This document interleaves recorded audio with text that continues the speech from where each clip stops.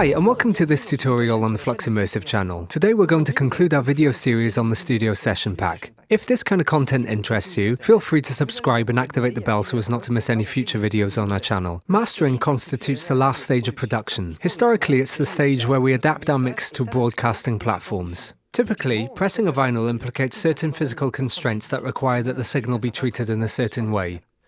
Today, the majority of music is consumed in a digital format, and the notion of adapting to each platform is no longer valid.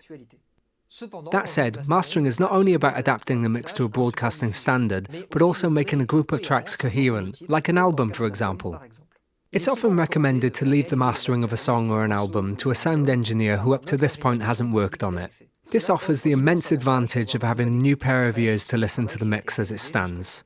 The Studio Session Pack contains two really useful tools for mastering, the analyzer and the limiter. The analyzer enables us to visualize a certain amount of information regarding our work. The stereo width of the mix, the frequency distribution across the stereo field, the tonal balance, as well as a visual rendering of the sound level. To monitor these values, I've used the sample grabber in the last plugin slot of the master.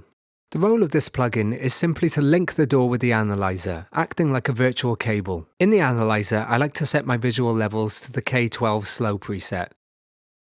The K-meter is a metering method proposed by the mastering engineer Bob Katz. If you'd like to know more on the subject, you can find the link in the description below. The other thing I'd like to set is the amount of smoothing on the magnitude spectrum.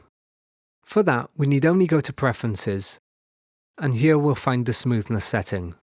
Here I've set it to 8. This setting enables us to see the global frequency distribution of the mix's energy. Displayed here is the palest curve. Finally, we have the pure limiter. When mastering, the limiter is the tool that enables us to secure our track. That's to say, it guarantees that our mix will never exceed 0 dBFS. It also enables us to increase the global volume of the track. Let's take a first listen to our song without the limiter.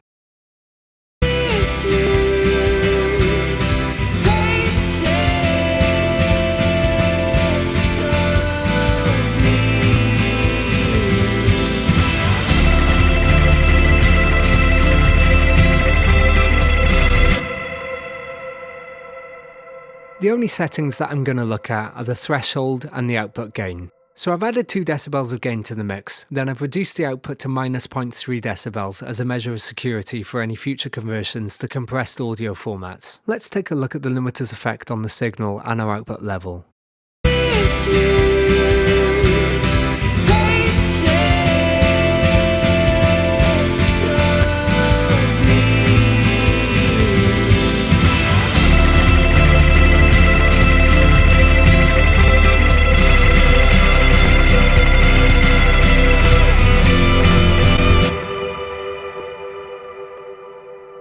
Although the signal is hardly limited, we still obtain our desired output level. This is my goal, as like this I know that I have room if I feel it necessary to push the limiter any harder.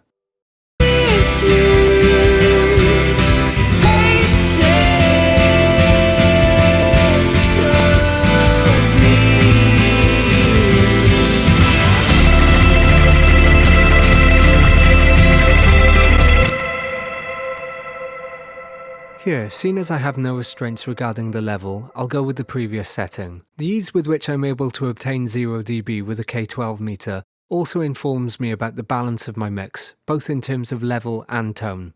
Regarding sound levels, it's a tricky subject. I'm more for dynamics, but often it's not the sound engineer who decides, but the band and/or producer.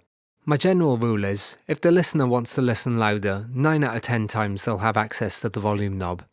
Finally, you'll have noticed that from the very beginning of the mix, I'm treating the master bus. The fact is, it's not the job of the mastering engineer to finish my mix. If my mix needs a global correction, I don't want to have to wait for someone else to do it for me. The goal is to get as close as possible to the finished article. That said, if it must be mastered, I'll remove the limiter to leave the largest possible dynamic for the engineer who's taking over. Thanks for watching this video. If you liked it, give us a thumbs up and a share. If you've not already done so, subscribe to the FLUX channel and activate the bell so as not to miss any future videos. If you have any questions, write them in the comments below and we'll get back to you. As for me, I'll see you soon in a future video.